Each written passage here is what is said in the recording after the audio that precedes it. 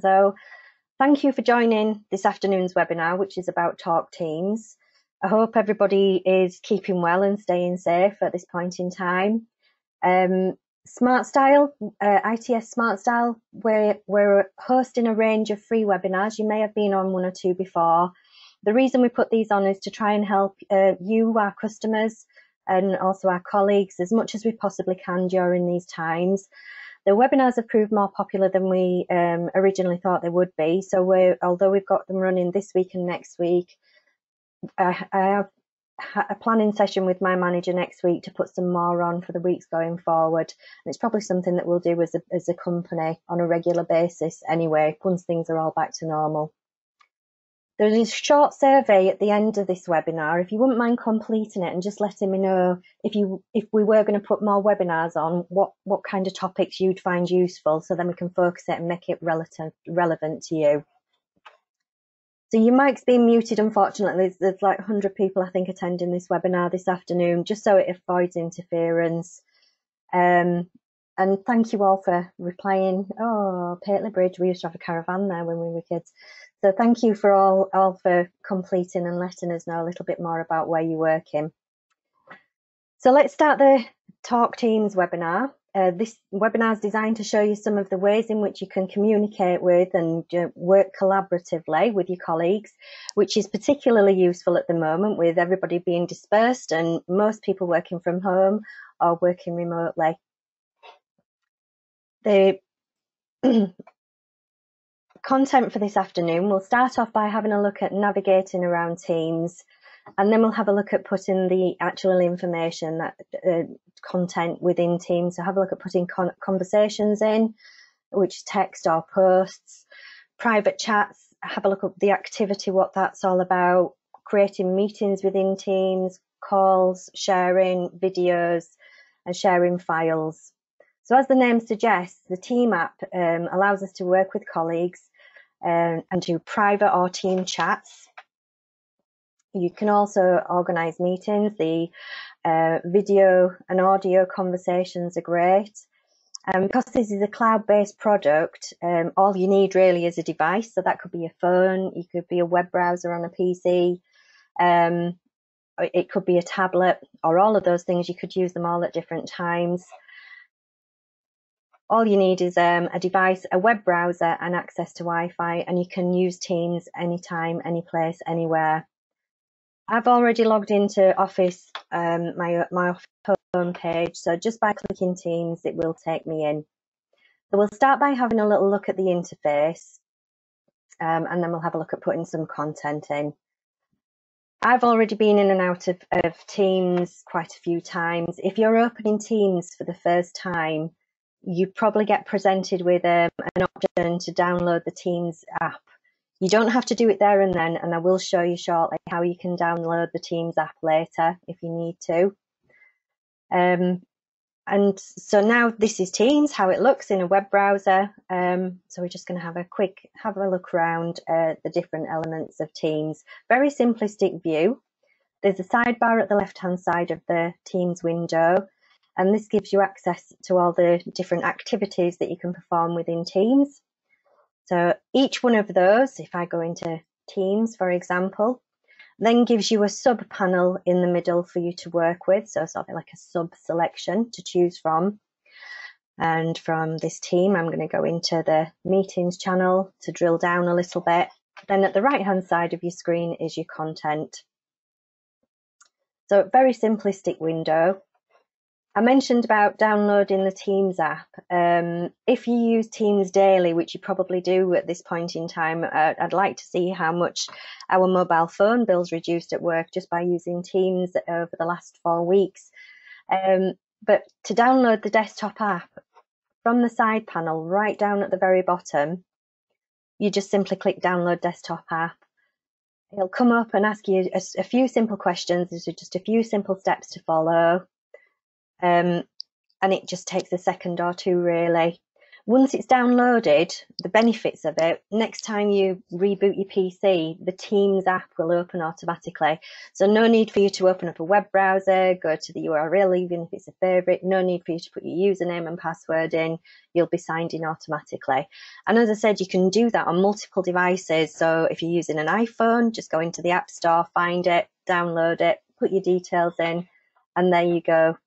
You won't be able to get away from all of your colleagues ever again. The idea of Teams then is really to create collections of collaborative people who work together on different areas within your business. So when I go to the Teams activity at the left-hand side of the screen, I can see that I've got a team for marketing and I've got a team for Smart Style. So you as a person, you might belong to multiple teams. If there's any teams that you're not a member of, you just won't get to see them. So it keeps the screen nice and clean and uncluttered. Each of the teams, clicking on the little triangle at the right-hand side, all it does is expands and collapses the teams. Underneath each team, you have what are called channels. So under the marketing team, there's a general channel, and there's also a channel called meetings. If you think about the channels that you've got in Teams as almost like folders in which you'd organise your data.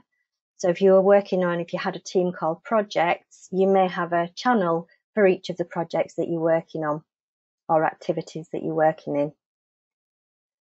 Now, to make your teams at the left-hand side there, if you're just starting up, you first of all start by creating the teams and then you put the channels below it. I will say a lot of organisations have tied this down a little bit in that only Teams administrators have the permission to create a team. So not everybody does. I'm going to show you how to do it, but you may not have permission to do that within your organisation. And the reason for that is just to stop people putting in repetition. So having a channel called meetings and then another one called appointments, and it basically being for the same thing. So it keeps it nice and clean and uncomplicated. If you have permission, at the bottom, when you're working in Teams, at the bottom of the screen, you'll have a link there to join or create a team. So join or create, two options that we have in here. With the teams that are already existing within your organisation, you can either join them. If it's a private team, you'll need to enter a code. So you'll need to find out from the owner of the team what the code is before you can join it. But if it's a public team, you can just simply join it and it will appear down the left-hand side of the screen here. What I want to do though is to create an existing team. So under Teams, I'm just going to create a team. A few simple steps. It's now asking me, do you want to start your team based on an existing team? So use that as like a starting point. So if there's lots of members, you might want to use that. I'm going to build a team from scratch. Do you want it private? So people need permission to join. So if I could move that out of the way, that would be the second option that we saw. And people would need a code to join. I'm going to go for a public team so anybody can join it. We give the team a name, call it training team, and then a description. So what's the purpose of it? Why would people want to work within this team?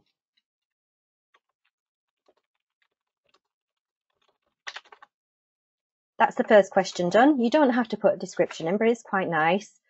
When I click create, then it will come up and ask me who are going to be the members of your team. Oh, look at that, nice work. Well done, me.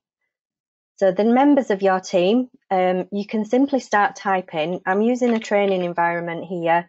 I'm actually logged in as Lara Croft and I'm going to invite Pac-Man to my team and simply add him in. And it is literally start typing somebody's name, select it and add them in as a member. If they've got Teams open, they should get a little notification now to say Lara Croft has just invited you or made you a member of the training team. Once you have all your members in, just simply click close. That's it. We now have a training team, and automatically Teams gives us a new channel to work in called General, and we can build on that.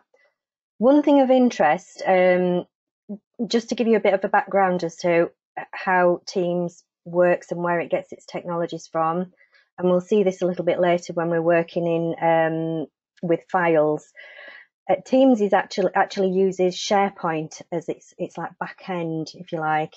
And each time you create a team, automatically a new shared team site will be created in SharePoint. If I was to go into the training team site in SharePoint, there'd be a folder called General.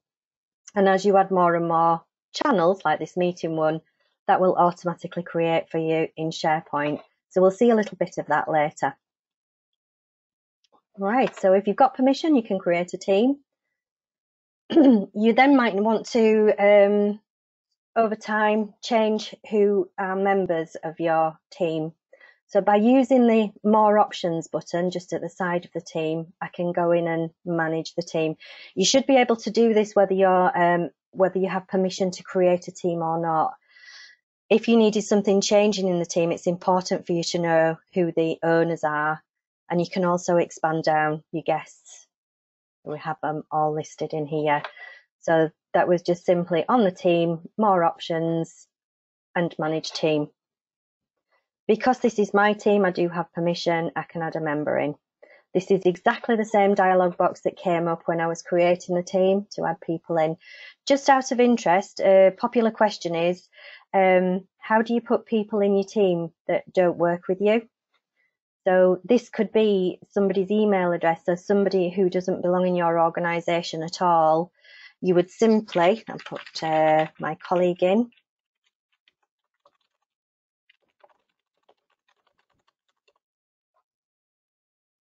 And we'll add Sue in. Sue is now a guest within the training team only. Won't be able to see any of the other teams or any of the other channels in Teams. Sue will now get an email notification and follow a few steps to log into Teams using her web browser. As well as changing and managing the members of your team, you're probably going to want to create additional channels, so additional folders, if you like, for people to work in on different activities. So again, going back to the Teams options, I can add a channel. You may not have permission to do this, but I'll show you how to add a channel anyway. Give the channel a name, give it a bit of a description. Choose your privacy option. So this is just standard. Everybody in the team can access it. I'm happy with that. And I want to automatically show this channel in everyone's channel list. I'll show you what would happen otherwise. So I'm simply going to add the channel into my team.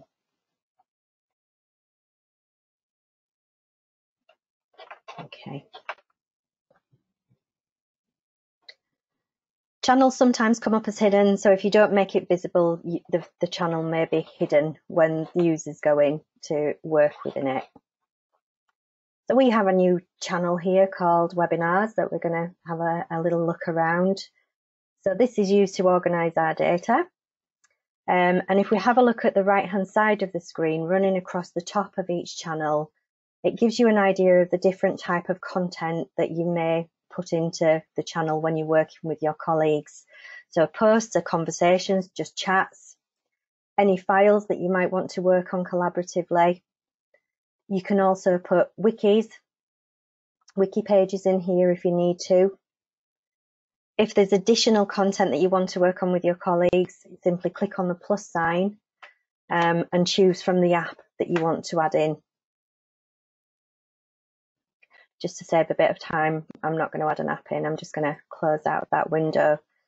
Similarly, if you've added an app in and you decide you don't want it anymore, just use the drop-down arrow and remove it.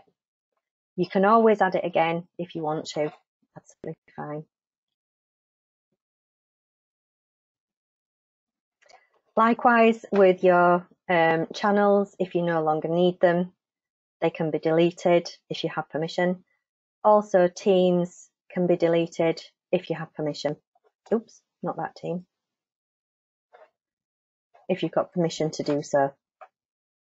Right, so we've got a little bit of an area now to work in. So that would be the first step to working with teams, is to organise it so that people can work together within your team. If it's the first time you're opening Teams, you will probably get a little prompt when you open it up asking you if you want to turn notifications on. And that's, I suppose, I'm sure you all use Microsoft Outlook and you get little notifications to let you know when you get a new email message, and you can see which messages you've read and haven't read. And notifications are a similar thing. It's so that you don't miss anything, miss any chats or miss any calls. And for each channel, you can turn notifications on or off. So for my webinars channel here, I need to know when people put things in. So from channel notifications, you can choose what type of notifications you want to know about. So all new posts, I would like a banner, so a little notification that appears on the screen. And I also want it to appear in my feeds, which I'll show you shortly. Yes, please include replies as well. They're just as important. And any mentions, the little @ mentions that people may, if somebody's @ mentioned you, you can choose how you want to be alerted about those too. And save your changes. Quite often people put notifications on for everything, and then when they start using Teams with a vengeance, there's too many notifications, so they go back and turn them off. And it's exactly the same method.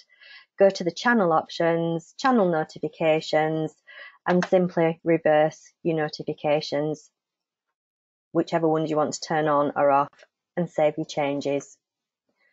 So where do those notifications go? So we've been working in Teams. I'm now going to go up to activity. You do get little red indicators on here if you've missed anything. And in the notification, it said it would display the notification in your feed. You can change that to activity, so what you've been working on. So I've been posting some messages, or feeds to see any notification of things that you've missed. Over time, this will get quite full, and you may want to then use the filter so that you can display specific items. So you may just want to display voicemail messages, which I don't have any at the moment. Okay, so we're all set up, we're getting notifications. Let's see how Teams actually works. We're going to start off by going to Teams, and in our webinars channel, I'm going to have a little conversation, post a chat with everybody that's in the team. So it is important to remember that anyone who's in this team will be able to see the chat.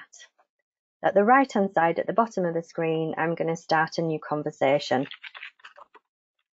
With conversations, it is literally just click and type. If you want to mention somebody,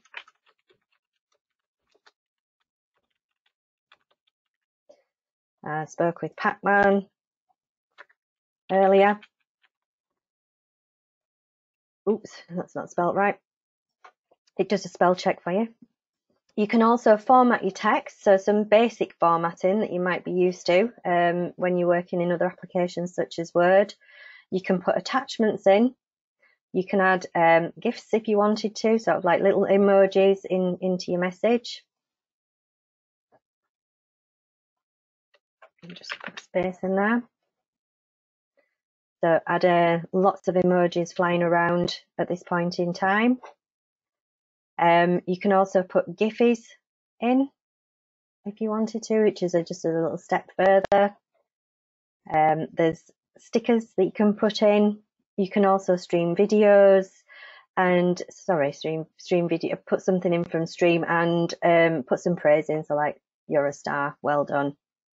Any additional options, so anything from additional apps you can use for the options at the right. When you're ready, either press enter when you finish typing your message or click on the send button, and that message now will appear for everyone in that team who's looking in the webinars channel. So anyone now working in the webinars channel can now reply to that chat. So I've also got a PC here logged on as Pac-Man, and Pac-Man is just going to reply. And you see the conversation thread straight away. So to reply, it is literally click in the reply box underneath, type your message in, and either press enter or click the send button. You can respond to people's messages. So as you hover over a message, you can use the reactions. Oh, where's that disappeared? There we go. And there's more in the drop down list as well.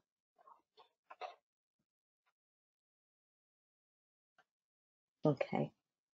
So that when using Teams and looking at channels, you are communicating with all the members of that team.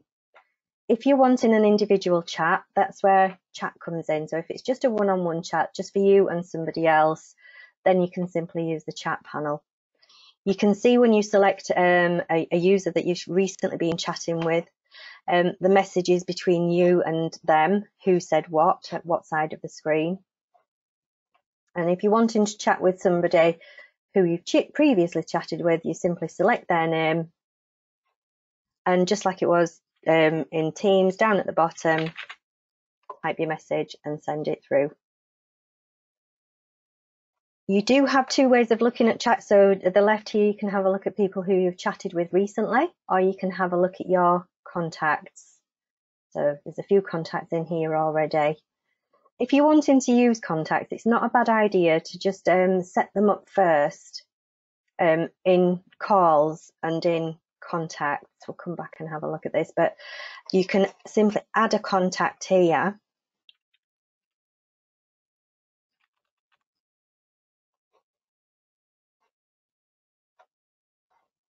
And they should appear then in your chat, in your contact. So it's setting it up. However, totally understand that you don't always have time to do that. You go to chat, you want to chat straight away. You don't want to be messing about and putting a contact in first. Up at the top of the Teams window is a little new chat button. So I don't know if you can see here, I've got my contacts, but when I click new chat, it actually creates a new chat area, and I can simply start typing who the message is going to.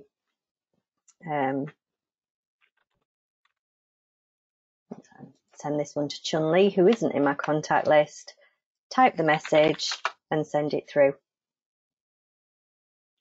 You can have a chat with more than one person. So I'm going to select Pac-Man from the list. It's not possible to use Control or Shift to select more than one contact when you're working in chat. So you can only select one. However, let me move this little window out of the way. In the top right hand corner of the chat window, there's a little button where you can go and add people into your chat. So I'm going to add them into the chat and type away.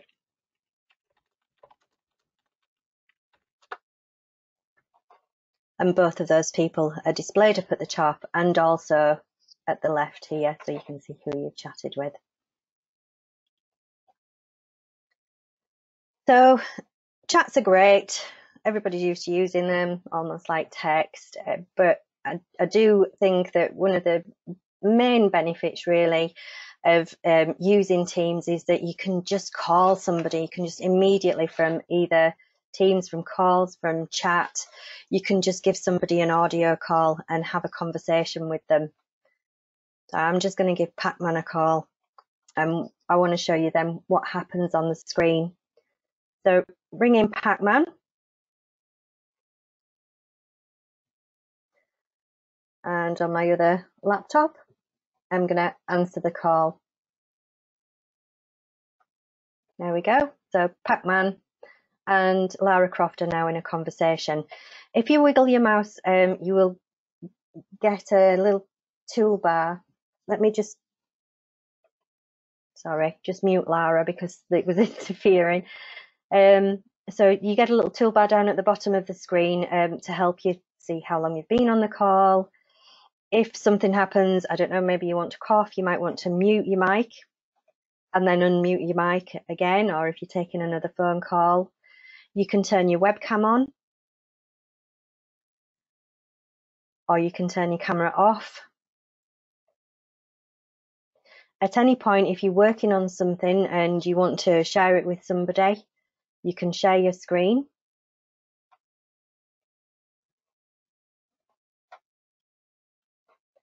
So share your screen with somebody, choose which screen. I'm going to go with this one.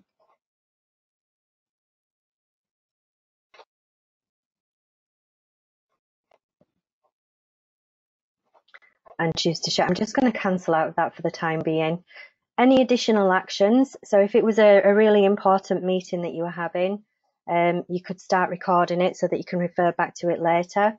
You can put the other people that are on the call on hold. Turn off incoming video as well while you're working on the call so you're not interrupted. Using the conversations, quite nice if you're wanting to put facts and figures in here that might be misinterpreted over the phone. So during the conversation, you can always just enter text and send it through so the person at the other end can actually see that. If they haven't got the chat panel on, the conversations icon will have a little sort of orange circle at the top of it to alert them to that fact. And if you're wanting to add more people into the call, just click on the little heads, invite whoever it is, and there you go. Once you've finished, simply hang up or left the call. This comes up quite a lot. You don't have to press dismiss. If you were to continue working in Teams and select an area at the left, that would disappear. Now, video calling, exactly the same. Because my webcam's on for the webinar, I can't actually use the audio, the video, it won't actually show it. But it's exactly the same toolbar that you have down at the bottom of the screen. The only difference is you can see the person's video. Obviously, you've got the calls panel at the left. So from calls, this is designed for you to use the make a call, the audio, the video. You can see the little buttons underneath your contacts. So at the left-hand side, you've got people who you've added to speed dial. So adding a speed dial, type in the person's name or telephone number and press add. And you can group your people together. So you might want your training team and your sales team in different groups. You could use contacts where it shows you everybody, not just the people that you've added to your speed dial, and add additional contacts in, and a history of all the calls that you've made. I had a look at my history on my actual Teams this morning and was just shocked at how many calls I've actually made over just this week alone. It's madness, but it's such a great tool to use, so much easier than picking a phone up. And any voicemail messages that you've received will appear into here too. So we've talked about activity, things that have happened, your feeds or your activity. We've had a look at chat with people who are in as a contact or just using the new chat button up at the top of your screen. Working with more than one person, working with members of a whole team to post files. We've also had a look at calls. So I want to have a look at the calendar now. So calendar meetings. One popular question that comes up quite a bit just while my calendar's loading. How do I arrange a Teams meeting with somebody then who doesn't work with me? Once you've downloaded Teams, what should happen when you open up Microsoft Outlook and go into your calendar is on the ribbon at the top of your screen, you'll have the standard commands. You've got new appointment, new meeting, and there should be a button up there that says new Teams meeting, and you just invite the people using their email address as you would standard, and they can join then with the audio, with the video, just as I've shown you today. So it's nice and easy to invite other people to your Teams meetings, but do it via Outlook rather than doing it via Teams, unless you put them in as a guest. So to start a meeting, you just find the time that you want the meeting to happen and click, just a single click, no need to double click. The window is very similar to Microsoft Outlook if you're familiar with it. You need to give the meeting a name, a title at the top, who the required attendees are, I'll go put Pac-Man in. You can add additional attendees as well. Make sure you've got the date, time right, when it's starting, how long it's happening for, and if it's an all-day event or not.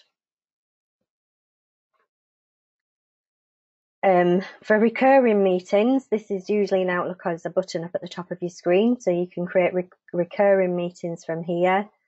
And if you would like this to appear in the team channel as well, so that everybody within the team knows about it, you can simply select the team from here and the channel. Any location, well, we're working from home, so that can stay in here. And just like Microsoft Outlook, I want to make sure that Pac-Man is actually available during the time that I've organised the meeting. So having a look at the scheduling assistant, it shows me that Pac-Man, I've got no availability, is unknown, but if he in his calendar was free, busy, it would show me during the meeting start and end times. And just like Outlook, you can change the time to something that's a little bit more suitable. When you're happy with the meeting, send it through. So the person at the other end gets the invitation, just like Outlook, and they would choose to accept it and join the meeting. Excuse me. Any changes that you need to make to the meeting, it's taking its sweet time to actually register that meeting. Let me put another one in, hopefully.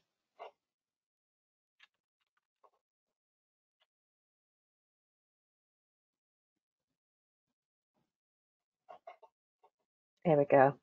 So to join a meeting or to make changes to it, so I'm just going to click once on the meeting.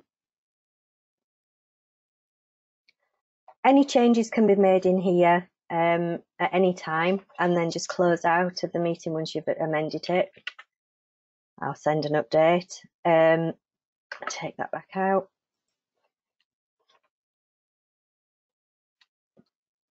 To join the meeting, simply click on the meeting and press the join button up at the top.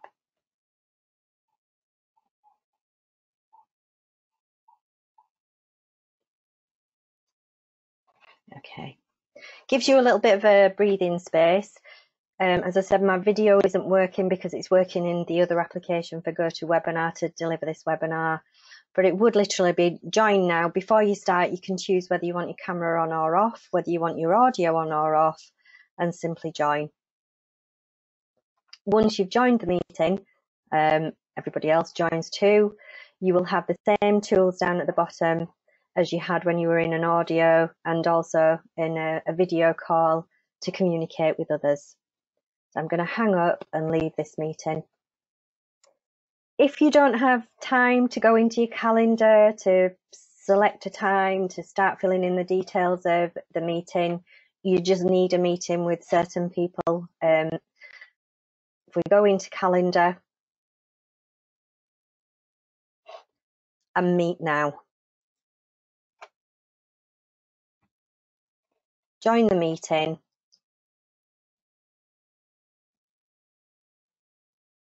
Bye, Fiona. Join the meeting and then add the people to the meeting that you want to include, and they'll get a notification through, so they'll get a call through for them to join. So I'm just going to hang up. So I hope that gives you a little bit of background about meetings and calls and audio, video, using the chat as well. Just one last thing I want to finish off on today is the idea of collaboratively working with files. This files at the left-hand side simply shows you an overview.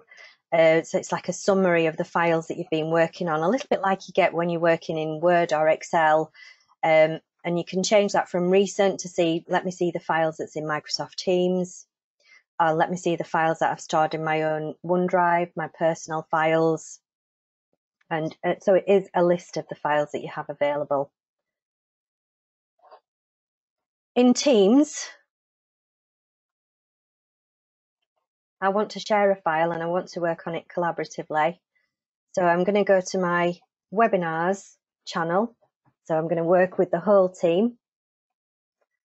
So under webinars at the top, change it from posts to files.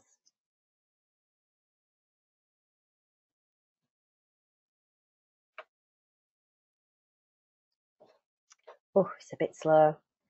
You can either create a new file directly from the drop-down list. Now that will give you your standard Microsoft Word, Excel, PowerPoint files that you can create. Even if you don't have Microsoft Office installed, it will give you a watered-down version, which is good enough to create simple, straightforward documents. Or if you've already got the document stored somewhere, you can upload individual files or even whole folders. I've got files there. And from my documents folder, we saw a picture of cheesy beans earlier, so I shall bring in the document called beans, which gives us information about it.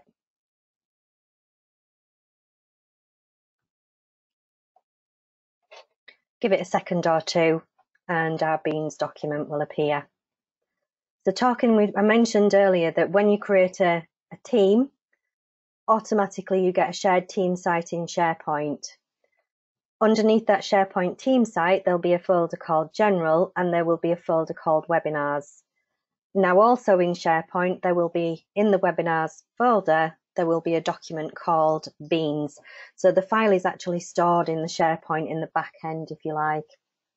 But the great thing about working with Teams and OneDrive and SharePoint is this collaborative working, these collaborative working features that we have.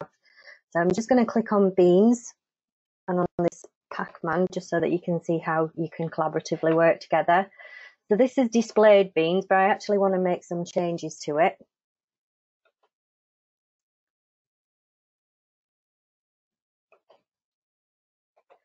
And this is the sort of the watered down version. It's still populating the ribbon at the top there, but it's still populating. It will pop up in a second. As we're working and waiting for that toolbar to appear, I've got another PC here logged on as Pac-Man. So I'm just going to make some changes. And I don't know if you can see the changes that Pac-Man's making. You can see them automatically with a little notification of who within your team is actually making those changes. I can also see at the top here who is logged on, who is actually working on this document at the same time, which is fantastic. So no need to say to your colleagues, can you close that file because I need to make some changes to it. You can work on it together. 2, 3, 4 people can work on it together. And once you're happy with it, you can close it. No need to save this version. If you're opening something via Teams, it has an automatic save feature. And once you finish with the file, just close out of the tab. This document, I've finished viewing it as well, so I'm going to close that view. Don't need to see that anymore.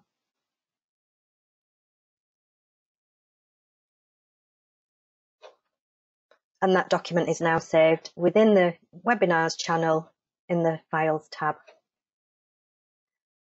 Quick way of adding attachments to sites. So if I go back to Webinars and Posts, and for some reason this is on a go slow, down at the bottom, start a new conversation. Well, I'm just going to attach a file. Upload from your computer, choose whereabouts you want the file is stored. Pick the file.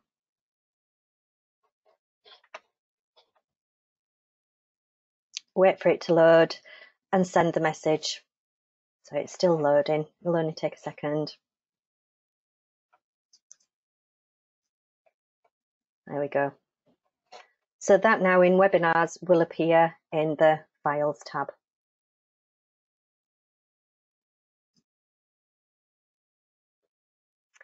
So Patricia, you've just asked, does Teams support any other software such as Adobe? Yeah, absolutely.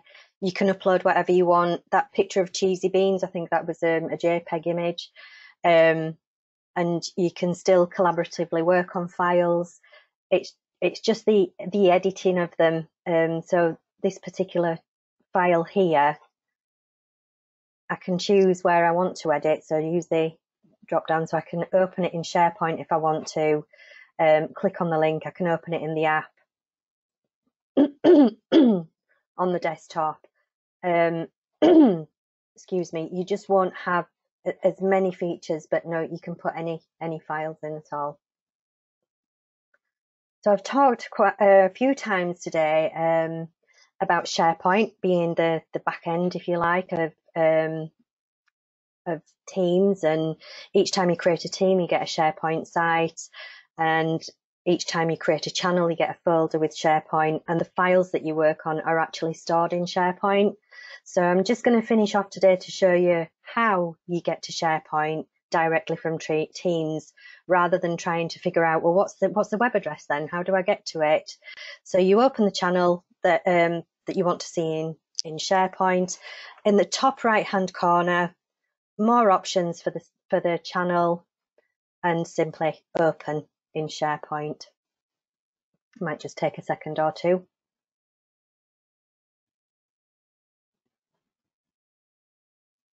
So here we have our training team that was created automatically. Under documents, we've got the webinars folder. If I go back to documents, there should be a folder called general as well. That was the other channel that Teams automatically created for me. Interestingly, if you're in SharePoint and you create a new folder, it doesn't pass back to the team. But if you're in Teams and you create a new folder, it will pass forward into SharePoint, because SharePoint's kind of the back end.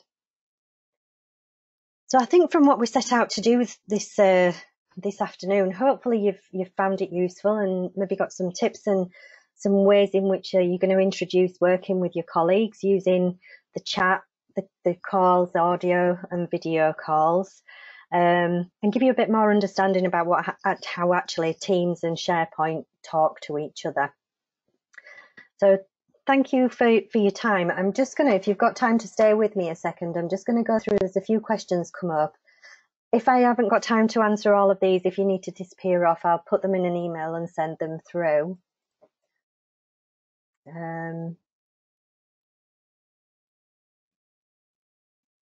Are there differences between the app and the browser version? Not really. The app, I believe I've got it here. It opens up automatically, but the look and feel of it is exactly the same. So there's very little difference between it. Obviously, you don't have the browser tab at the top, so that's a benefit. It opens it up in its own window. But other than that, no, they look exactly the same as each other. So there's no difference between the two. Another question, do they have to be in Outlook contacts? No.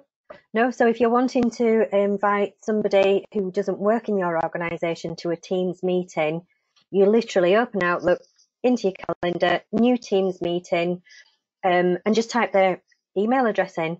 Oh, I need to sign in. So no, they don't have to be in your contacts, if that's what you're asking.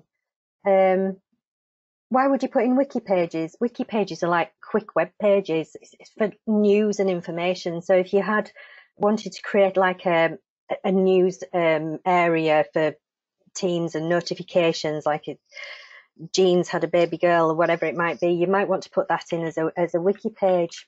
Let me put Lara.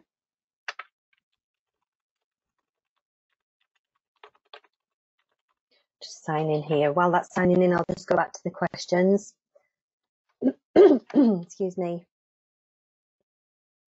If you share something with a group through adding an attachment through a team channel, is there a way of seeing who interacted with the document? Yeah, actually there is.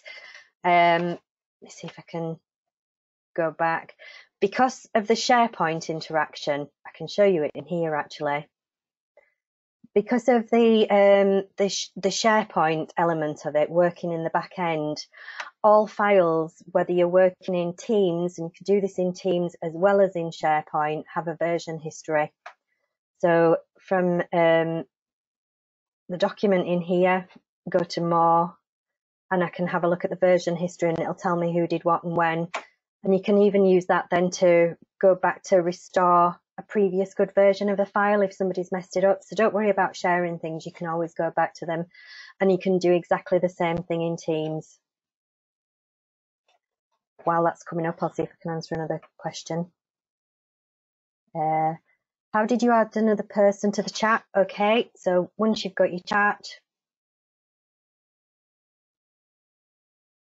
I will be putting this recording on our website, by the way.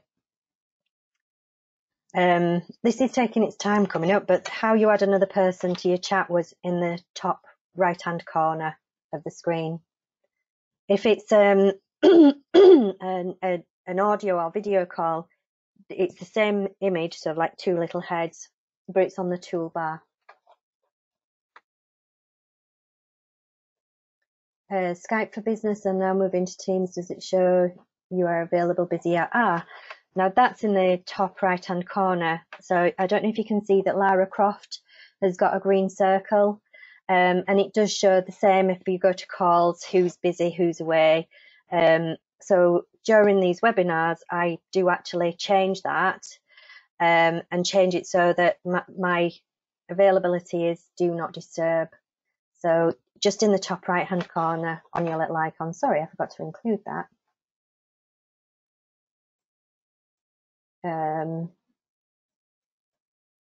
How to add a guest. So a guest was in Teams.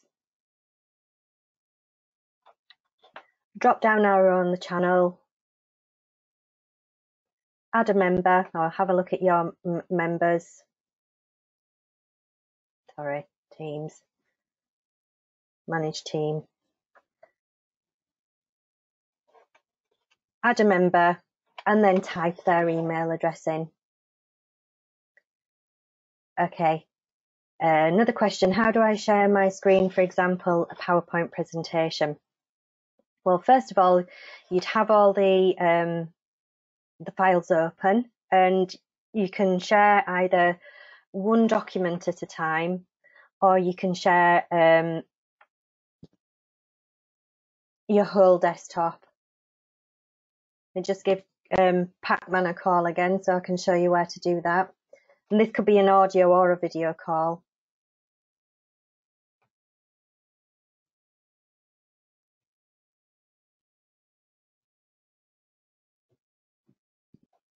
So to share your screen in the audio or the video call, from the little toolbar, simply share all the files that you have open. I don't have any open, will appear in here, and you simply click on the one that you need. If you've got lots of files open, you might need to scroll down. Then that tells you that you're sharing, and you would click it again to stop sharing.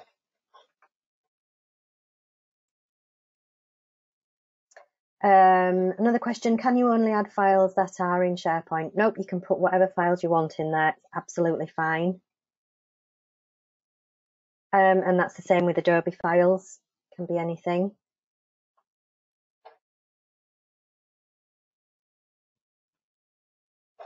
Can you do anything different when viewing in SharePoint as to viewing in Teams? Yeah, I mean, SharePoint has all like sold functionality, so it has those additional, you can check a document out of a library so that there's only you that can edit it, and then you can check it back in again. And Teams is sort of like a communication tool, whereas SharePoint is actually like a shared team site that you're creating. I'm just going to go to the home page now. It might just be a little bit slow, but you could also use it, almost use it as like a team intranet. So you could change the home page, put announcements on there. You can create different apps within SharePoint. So you could add like an events calendar in there. Shared contacts can all go in there. So it's a much bigger program in SharePoint. It used to get quite bad press of how bad it worked, but it's much more improved now. And this is the home page coming up, so you can see the quick links and things that you can add in, such as not just conversations, but there's apps as well. I know, Andrew, how many more calls do you make when you're using Teams? It's ridiculous how many more you do.